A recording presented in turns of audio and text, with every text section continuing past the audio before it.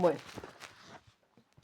el día de hoy ha sido bien complicado porque fue un día muy frío en Bogotá, llovió muchísimo, pero bueno, a lo que vamos que es hablar de nuestro tema, criminología y psicología forense. Bueno, el día de hoy vamos a hablar sobre el video de Ed Gein, la serie, no sé si ya la vieron, yo la vi todita este fin de semana y me llamaron la atención muchas cosas de la serie. Es interesante bastante. Bastante interesante me pareció. El primer punto de ellos es la comparación entre las series. No sé si ustedes vieron la serie de Jeffrey Dahmer comparada con la de Ed Gein, Monsters, ¿no? En respecto a eso podemos decir que la serie de Jeffrey Dahmer fue más plana, más convencional. En mientras que la serie de Ed Gein se permitió muchas más licencias ficcionales. Fue mucho más divertida, más comprometida, con muchos más elementos interesantes. Mm, a este respecto, debemos decir que, por ejemplo, en la serie de Ed Gein tuvimos varias referencias culturales que no se presentaron en la de Jeffrey Dahmer, por ejemplo. En la serie de Jeffrey Dahmer se limitaron a describir cómo era su vida, quién era él, qué había hecho. Lo mismo que en la de Gain, pero la de Gain es mucho más rica, estuvo mucho mejor dirigida. Em, Tuvo muchos tintes más creativos, más ficcionales, más abierta a la creación. Fue bastante interesante por eso. Eh, la condición psiquiátrica de los dos es bien diferente, ¿no? Tenemos que mientras que Jeffrey Dahmer fue definido como perverso por los psiquiatras que lo vieron, la condición de Ed Gein fue un poquito más compleja, ¿no? Tenemos ahí esquizofrenia y tenemos psicosis. Entonces, digamos, aunque qué curioso, los dos son como los arquetipos del asesino serial del monstruo, ¿no? Los dos son como el arquetipo del monstruo. Tanto Jeffrey Dahmer como Ed Gein son considerados los máximos monstruos, ¿no? Porque es que las cosas que hicieron, eso ya es otro nivel, ¿no? Es otro nivel de locura. Vemos como en el caso de Ed Gein, su infancia lo marcó profundamente en el sentido de que fue una infancia totalmente disfuncional con una madre controladora, torturadora, que lo cercenó en todos los sentidos, lo castró, lo humillaba, eh, lo torturaba, tanto lo abusaba, más que todo psicológicamente, ¿no? Lo tuvo preso. Era una madre dominante y controladora. Vemos cuál es el papel de las madres dominantes y controladoras en la constitución o en la creación o en el nacimiento, en el surgimiento de los asesinos en serie, ¿no? Es bastante interesante como una madre controladora y dominante y torturadora y puede determinar el, el carácter criminal de sus hijos. Qué cosa tan impresionante y tan interesante. Bueno, otra cosa que vemos allí es que las dos series intentan humanizar a los monstruos, tal vez porque nos reconocemos en ellos, ¿no? Muchas de pues obviamente, nosotros sin llegar a ser asesinos de este calibre y de esta magnitud y con esta profundidad, pues con esta locura, perversión y desviación, pero nos reconocemos en muchos de ellos, ¿no? Nos reconocemos por qué, nos reconocemos porque estamos solos, porque somos rechazados muchas veces, porque no encajamos, porque somos diferentes, porque sentimos soledad, porque sentimos tristeza, ira, odio, frustración. Entonces digamos que nos reconocemos allí en estos monstruos, ¿no? Em, es lo que vemos en ellos llevado a su máxima expresión a lo que nosotros somos, ¿no? O sea, los rasgos que vemos nos reconocemos: soledad, dolor, ira, desprecio, todo lo que no podemos ser. Y esa sensación como de los americanos dirían inadequacy, me siento inadecuado.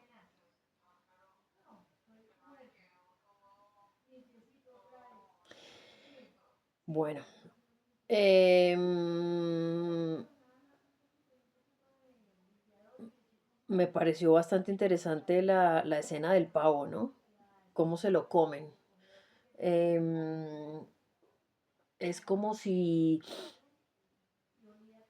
nosotros fuéramos también los monstruos que les hacen esto a los animales, ¿no? Los monstruos como Jeffrey Dahmer y como Ed Gein em, le hacen esto a los humanos y nosotros le hacemos eso a los animales, ¿no? Porque también los torturamos, los consumimos, pero la muerte de ellos es dolorosa, tortuosa, tétrica,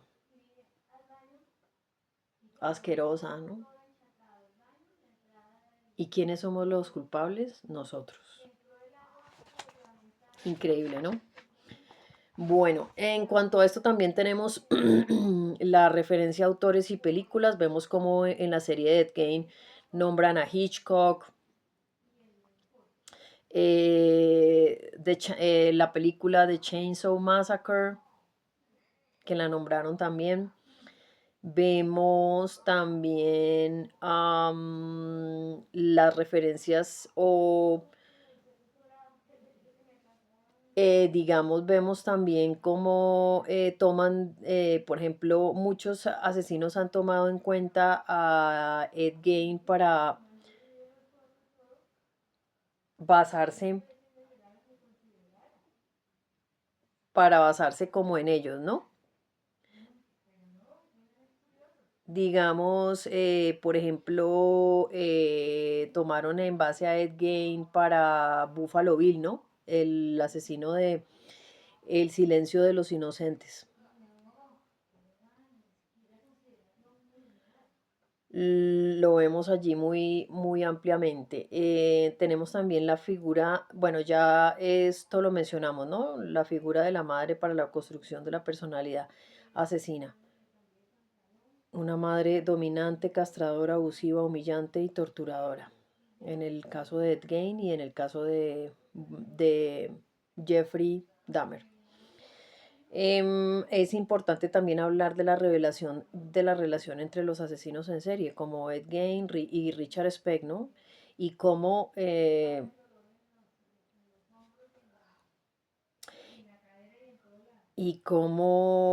Gein ayudó a capturar a Ted Bundy, ¿no? Porque resulta que Ed Gein era el ídolo de Richard Speck, entonces Richard Speck le escribía cartas a Ed Gein y le comentó sobre un sujeto que conocía que se llamaba Ted Bundy.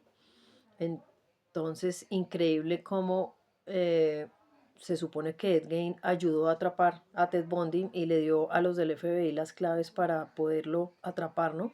Antes de que cometiera la masacre de la universidad, ¿cierto?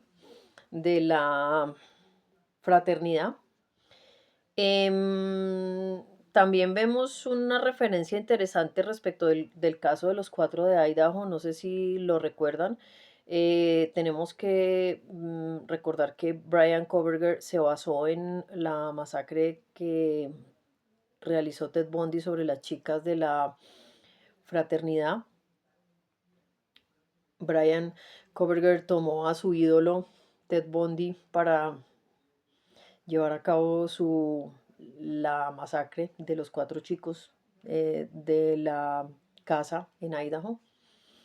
Vemos cómo están relacionados, ¿no? Y es interesante ver cómo hay comunicación epistolar entre ellos. Se escriben, se comunican. Increíble, ¿no? Bueno, ya hicimos la referencia en cuanto a Ed Gein, esquizofrenia y psicosis, y Jeffrey Dahmer como perversión. ¿Qué más tenemos por aquí para hablar? No, pues esto, simplemente, em, pues interesante todo lo que pudimos capturar de la serie respecto de su vida. Pues porque realmente con una infancia en el cual tenía un padre que era alcohólico y completamente ausente, y una madre pues con rasgos psicóticos también, ¿no? Con rasgos esquizoides y psicóticos. La mamá era una fanática religiosa que los tenía prácticamente presos en su casa, a sus 2 hijos, y los condenó a vivir con ella, pero ella era completamente torturadora, era castradora, era fanática religiosa, en donde no había espacio para crear, para ser feliz, para el placer, para la felicidad, para el amor, para la amistad, porque pues no les permitía tener amigos, los quería tener encerrados en la granja cuidándola a ella, y ella pues asumió el papel de víctima, pero también de castigadora, ¿no? Entonces, digamos, interesante ver cómo todo eso moldeó la personalidad de Ed Gein. Aparte de esto, pues él tenía esquizofrenia, pero pues nosotros sabemos que la esquizofrenia tiene un componente genético muy grande, ¿no? Esto quiere decir que alguno de los dos progenitores puede tener esquizofrenia también, o rasgos esquizoides, o personalidad esquizoide, porque la esquizofrenia tiene un componente genético bastante fuerte, quiere decir que se transmite, ¿no? Entonces, digamos, es interesante analizar cómo él vio interrumpido su desarrollo normal, no solo por su enfermedad, sino por el ambiente en el cual creció. em, y por esto, digamos, desarrolló estos rasgos enfocados muy hacia el travestismo, ¿no? Él practicaba el travestismo porque de cierta manera era podríamos decirlo, una sublimación de la atracción erótica que él sentía hacia las mujeres. Él quería como convertirse en una de ellas para poder experimentar todo ese placer y toda esa felicidad y toda esa búsqueda que le fue negada, ¿no?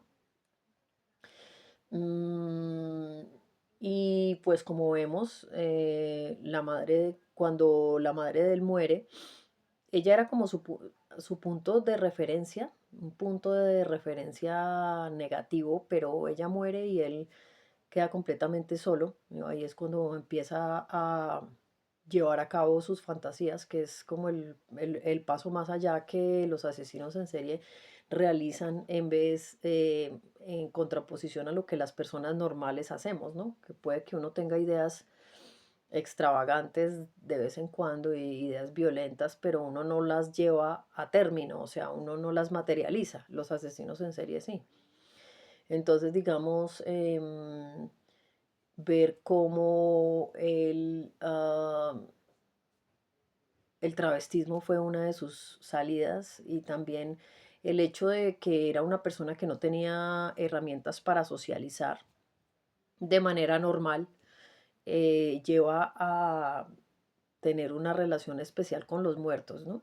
Con las muertas, las cuales curiosamente siempre eran mujeres, y eran mujeres mayores, como si quisiera perpetuar la relación que tuvo con su madre, que fue, digamos, la más significativa en su vida. Él quería perpetuar esta relación, pero pues obviamente con un componente de desviación bastante grande, pues porque obviamente sabemos que era necrofílico, ¿no? Y de la misma forma, el hecho de que cortara la piel de los cadáveres que manipulaba, mató a dos mujeres, las mató de manera violenta y también les cortó la piel y confeccionó vasos, máscaras, vestidos, sillas, lámparas.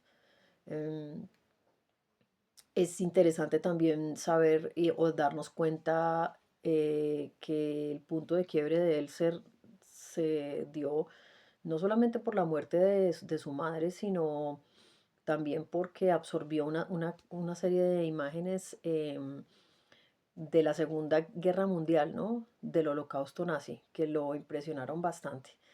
Eh, Todos estos experimentos horrendos que los nazis realizaron con los judíos, mm, y ver cómo también eso lo afectó, ¿no? Bueno, este ha sido el video de hoy. Me toca ya cortar porque si me extiendo demasiado, pues resulta que no puedo subir videos porque me quedan muy pesados y no los puedo subir. Besos, comenten.